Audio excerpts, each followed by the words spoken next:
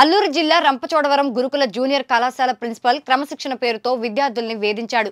వారిని 100 నుండి 200 గుంజీలు తీయించడంతో నడవలేక కాళ్లవాపులతో అస్వస్థకు గురయ్యారు.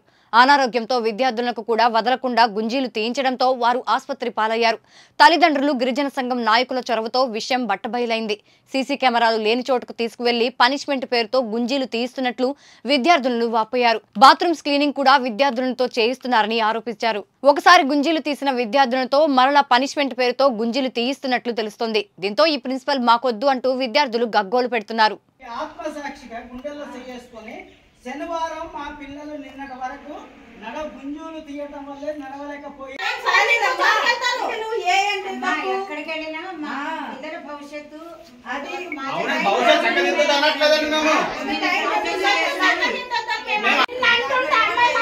వచ్చింది తెలుసా? నేను ప్రత్యేకంగా చూశాను. మీరు ఆబద్ధం దొరుకుతారు అంటారు. నాకు ఏంటమ్మా తల్లి, నువ్వు అసలు 20 చేయించిన దానికి నువ్వు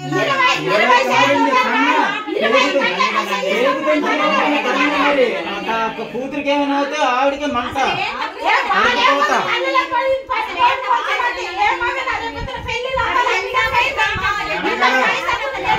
ఆడపిల్లలు అదే గింజలు వేద్దాం లేదని చెప్తే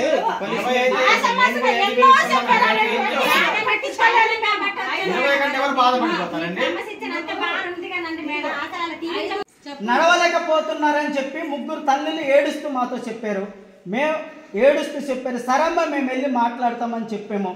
నేను గిరిజన సంఘం నుంచి వచ్చారు, ఈవిడ పేరెంట్స్, ఈయన పేరెంట్స్ అండ్ గిరిజన సంఘ నాయకులు పేరెంట్స్ మేమందరం మీ దగ్గరకు వచ్చాం. ప్రిన్సిపల్ గారు ఏం చెప్పారు అంటే, మేము 20 గుంజులు తీయించాం. ఎక్సర్సైజ్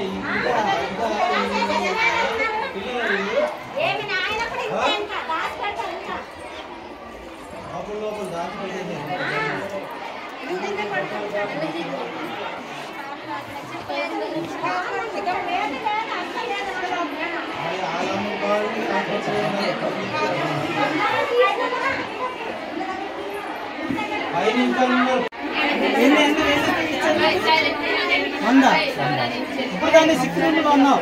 మీ మేడం గారితో ఇప్పుడు దాన్ని మేము గొడవ పెట్టుకుంటే ఒక్కళ్ళు లేరు. ఉంటే అలాంటి వాళ్ళు ఉంటే మేము హాస్పిటల్కి తీసుకెళ్లే వాళ్ళం కదా.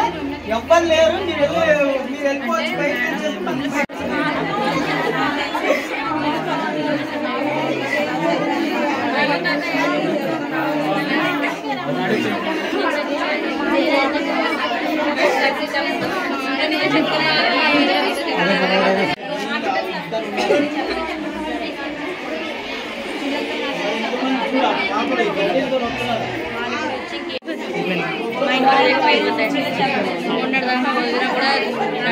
మా ఇంట్లో